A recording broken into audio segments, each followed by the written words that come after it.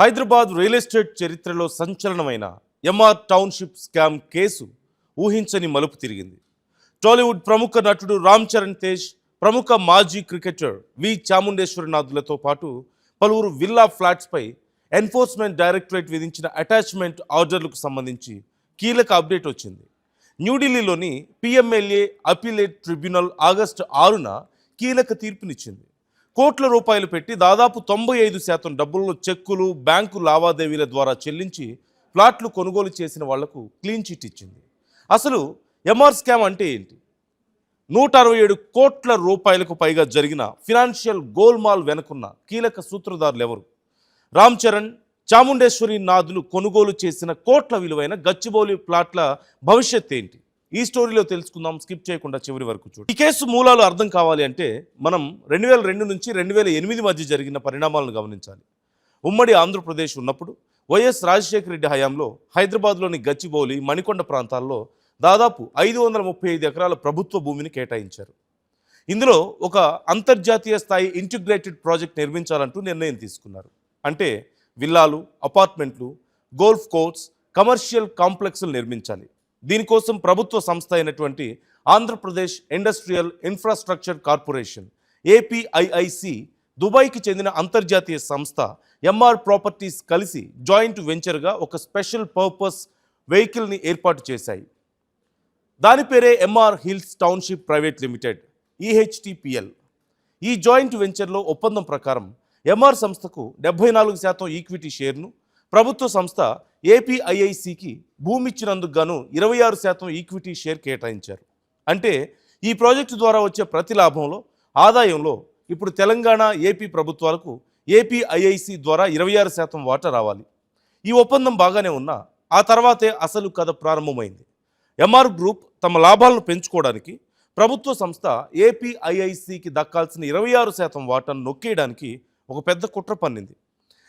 ఇందుకోసం MR hills సంస్థ MR MGF land limited, ఈఎంజీఎఫ్ అనే మరో డెవలపర్ను రంగంలోకి దింపింది. మొదట ఎంఆర్ ఎంజీఎఫ్కి 75%, ఎంఆర్ హిల్స్కు 25% రాబడి అని ఒప్పందం చేసుకుని ఆ తర్వాత రహస్యంగా అనుబంధ ఒప్పందాలు చేసుకున్నారు. ఏపీఐఐసి రాబడి వాటాను 26% నుంచి ఏకంగా 5%కి తగ్గించేశారు.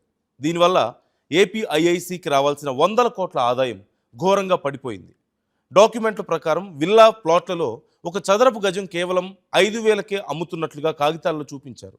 కానీ బయట ప్రాజెక్టు మార్కెట్ రేటు 20,000 నుంచి 45,000 వరకు ఉంది. కొనుగోలుదారుల నుంచి అధికారికంగా 5,000 మాత్రమే తీసుకుంటున్నామంటూ చెక్కులు తీసుకున్నారు.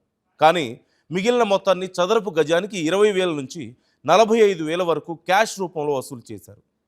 స్టైలిష్ హోమ్స్ అనే ఏజెంట్ ద్వారా తుమ్మల రంగారావు, కోనేరు రాజేంద్ర ప్రసాద్, కోనేరు మధు, ఎన్ సునీల్ రెడ్డి వంటి వారు ఏకంగా 102.87 కోట్లకు పైగా బ్లాక్ మనీని నగదు రూపంలో వసూలు చేసి ఆ మొత్తాన్ని అకౌంట్స్లో చూపించకుండా పక్కదారి పట్టించారు. ఈ వ్యవహారంపై 2011లో సిబిఐ ఎఫ్ఐఆర్ నమోదు చేసింది. దర్యాప్తులో ఎంఆర్ ప్రమోటర్లు ఏకంగా 167.29 కోట్ల నిధులను అక్రమంగా ఆర్జించారంటూ సిబిఐ, ఈడీ తేల్చి చెప్పాయి. ఎంఆర్ కంపెనీ ప్రభుత్వం కళ్ళుగప్పి 100 కోట్లు నొక్కేసింది అనేది సిబిఐ ఆరోపణ. అయితే ఈ విల్లా ప్రాజెక్టులో ప్లాట్లు కొనుగోలు చేయడానికి ముందుకొచ్చిన విఐపీలు, ప్రముఖుల పరిస్థితి ఏంటి? అందులోనే నటుడు రామ్ చరణ్, చాముండేశ్వరినాథ్, కె లలిత, విజయ్ కుమార్ మంధాని వంటి వారు కూడా ఉన్నారు. వీరు గచ్చిబౌలిలోని బోల్డర్ హిల్స్లో కోట్ల రూపాయలు చెల్లించి ప్లాట్స్ బుక్ చేసుకున్నారు. 95% డబ్బులు కూడా చెల్లించారు. కానీ 2012లో ఈడీ రంగంలోకి దిగి ఈ ప్లాట్లను అక్రమ సంపాదనతో ముడిపడిన ఆస్తులుగా భావించి వాటిని అటాచ్మెంట్ చేసింది. మరి కొనుగోలుదారులు చెల్లించిన డబ్బులు ఏమయ్యాయి? వారు మోసపోయారా, లేక వారి ప్లాట్లను ఎంఆర్ సంస్థ కావాలనే ఈడీకి అప్పగించిందా? ఇప్పుడు చూద్దాం. ఈడీ అటాచ్ చేసినటువంటి 14 ప్లాట్లలో ప్రస్తుతం అపీలేట్ ట్రిబ్యునల్ ముందుకొచ్చిన 4 ప్రధాన ప్లాట్ల వివరాలు ఇలా ఉన్నాయి. అందులో మొదటిది వి చాముండేశ్వరినాథ్, ప్లాట్ నంబర్ B44, 1458 చదరపు గజాలు. 2014 నాటికి ఈడీ లెక్కించిన విలువ 3.64 కోట్లు. ఈయన 2005లోనే ఎంఓయూ కుదుర్చుకొని చెక్కుల ద్వారా 69,25,500, సుమారుగా 95% చెల్లించారు. మిగిలిన 5% అంటే 3 లక్షల రూపాయలను రిజిస్ట్రేషన్ సమయంలో ఇవ్వడానికి ఒప్పందం చేసుకున్నారు. Number 2 K Ram Charan Tej. Plot number B30 1545 చదరపు గజాలు. ఈడీ లెక్కించిన విలువ 3.86 కోట్లు. రామ్ చరణ్ 2009లో ఐడిబిఐ బ్యాంక్ ద్వారా 73,38,750 రూపాయలు చెల్లించారు. బ్రోకరేజ్ కమిషన్ క్రింద మరో చెక్ ద్వారా 3,40,827 రూపాయలు లీగల్గా చెల్లించారు. మొత్తం ఫ్లాట్ విలువలో 95% సొమ్ము బ్యాంకింగ్ ద్వారానే వెళ్ళింది. నంబర్ 3 కె లలిత. ప్లాట్ నంబర్ A11 1192 చదరపు గజాలు. ఈడీ లెక్కించిన విలువ 2.98 కోట్లు. 2008లో డీడీ ద్వారా ఆమె 56,62,000 అంటే 95% చెల్లించారు. Number 4 Vijay Kumar Mandhani. Plot number B46 1486 చదరపు గజాలు. ఈడీ లెక్కించిన విలువ 3.71 కోట్లు. ఈయన కూడా 70,58,500 చెల్లించినట్లుగా ఒప్పందం ఉంది. ఈ నలుగురు కూడా తమ ప్లాట్ విలువలో 95% చెల్లించిన సొమ్ము వైట్ మనీయే, చెక్కులు, డీడీల రూపంలో చెల్లించినట్లుగా తమ ఇన్కమ్ ట్యాక్స్ రిటర్న్స్లో స్పష్టంగా డిక్లేర్ చేశారు. ఇక్కడే ఎంఆర్ సంస్థ ఆడిన ఒక పెద్ద మోసం బయటపడింది. కొనుగోలుదారులు 95% డబ్బులు చెల్లించిన తర్వాత మిగిలిన 5% డబ్బులు ఇచ్చి రిజిస్ట్రేషన్ చేసుకోవాల్సి ఉంది. కానీ ఏపీఐఐసి ఆరోపణలతో ఎంఆర్ సంస్థ అక్రమాలు బయటపడ్డాయి. దీంతో 2010 అక్టోబర్లో ఆంధ్రప్రదేశ్ ప్రభుత్వం ఒక జీవో జారీ చేసింది. ఎంఆర్ ప్రాజెక్టులోని ప్లాట్ల రిజిస్ట్రేషన్ను పూర్తిగా నిషేధించింది. దీంతో కొనుగోలుదారులు రిజిస్ట్రేషన్ తీసుకోలేకపోయారు. ఈ వ్యవహారంపై సిబిఐ, ఈడీ దర్యాప్తు ప్రారంభించగానే ఎంఆర్ కంపెనీ ఆఫీసర్లు తమ సిస్టమ్స్లో తప్పుడు తేదీలతో రద్దు చేసుకున్నట్లు ఉన్న లేఖలను సృష్టించారు. అంటే ఈ ప్లాట్లను కొనుగోలుదారులు క్యాన్సిల్ చేసుకున్నారు, ఇవి అమ్ముడు పోని ప్లాట్లు అని ఈడీ అధికారులకు అబద్ధం చెప్పారు. కానీ నిజానికి కొనుగోలుదారులకు ఆ క్యాన్సిలేషన్ ఉత్తర్వులు ఎప్పుడూ అందలేదు. కొనుగోలుదారులు కట్టిన 95% సొమ్మును ఎంఆర్ సంస్థ వారికి వెనక్కి తిరిగి ఇవ్వలేదు. ఎంఆర్ చెప్పిన అబద్ధాన్ని నమ్మి ఈడీ ఈ ప్లాట్లను అమ్ముడుపోని ఆస్తులుగా భావించి 2012లో ప్రొవిజనల్ అటాచ్మెంట్ చేసింది. ఆ తర్వాత విచారణను మరిన్ని వివరాలతో 2014లో రెండో ప్రొవిజనల్ అటాచ్మెంట్ ఆర్డర్ ద్వారా ఆస్తులు అటాచ్ చేసింది. దీంతో రామ్ చరణ్ తేజ్, చాముండేశ్వరినాథ్ లాంటి కొనుగోలుదారుల ప్లాట్ల విలువ 3 కోట్లకు పైగా దాటింది. అయితే తమ ప్లాట్లను ఈడీ అటాచ్ చేయడాన్ని సవాల్ చేస్తూ రామ్ చరణ్, చాముండేశ్వరినాథ్, లలిత, మంధానీలు పిఎంఎల్ఏ అపిలేట్ ట్రిబ్యునల్ను ఆశ్రయించారు. వారి తరపున న్యాయవాదులు ట్రిబ్యునల్ ముందు బలమైన వాదనలు వినిపించారు. మా క్లయింట్లు పేపర్ ప్రకటనలు, హోర్డింగ్లు చూసి చట్టబద్ధంగా కంపెనీకి చెక్కుల ద్వారా 95% డబ్బులు చెల్లించారని, వీరికి నేరంతో కానీ అలాగే ఎంఆర్ చేసినటువంటి నిధుల మళ్లింపుతో కానీ ఎలాంటి సంబంధం లేదని వాదించారు. వారు చెల్లించిన ప్రతి రూపాయి లీగల్ సంపాదన అని, అక్రమ సంపాదనతో ఈ ప్లాట్లు కొనలేదంటూ వివరించారు. ఎంఆర్ సంస్థ చేసిన స్కామ్లో మా క్లయింట్లు బాధితులని పేర్కొన్నారు.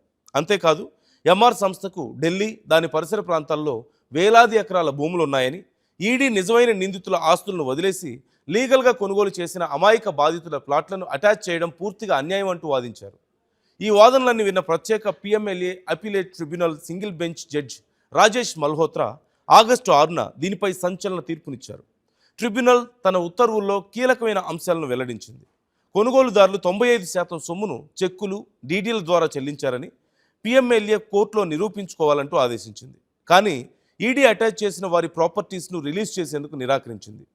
కొనుగోలుదారులు బాధితులా కాదా అనేది ఈడీ మళ్లీ విచారణ చేపట్టొచ్చంటూ సూచించింది. ఒకవేళ కొనుగోలుదారులు బాధితులు అని తేలితే ఈడీ వెంటనే ఈ వివరాలను వెరిఫై చేసి పిఎంఎల్ఏ కోర్టులో నివేదిక సమర్పించి ఈ ప్లాట్లను అటాచ్మెంట్ నుంచి విడుదల చేయాలంటూ ఆదేశించింది. ఒకవేళ ఈడీ ఈ నిర్దేశిత సమయంలో చర్యలు తీసుకోకపోతే రామ్ చరణ్, ఇతర కొనుగోలుదారులు నేరుగా స్పెషల్ పిఎంఎల్ఏ కోర్టును ఆశ్రయించవచ్చంటూ చెప్పింది. ఈ స్కామ్తో వీళ్ళకి సంబంధం లేదంటూ తేలితే మిగిలిన 5% బ్యాలెన్స్ సొమ్మును డిపాజిట్ చేసి ప్లాట్లను తమ పేరిట రిజిస్ట్రేషన్ చేయించుకోవడానికి అనుమతిస్తామంటూ స్పష్టం చేసింది. అంటే ఇక్కడ ఆగస్టు 6న ఇచ్చిన తీర్పుతో రామ్ చరణ్, చాముండేశ్వరినాథ్లతో పాటు ఇతర కొనుగోలుదారులకు కొంతవరకు రిలీఫ్ లభించింది.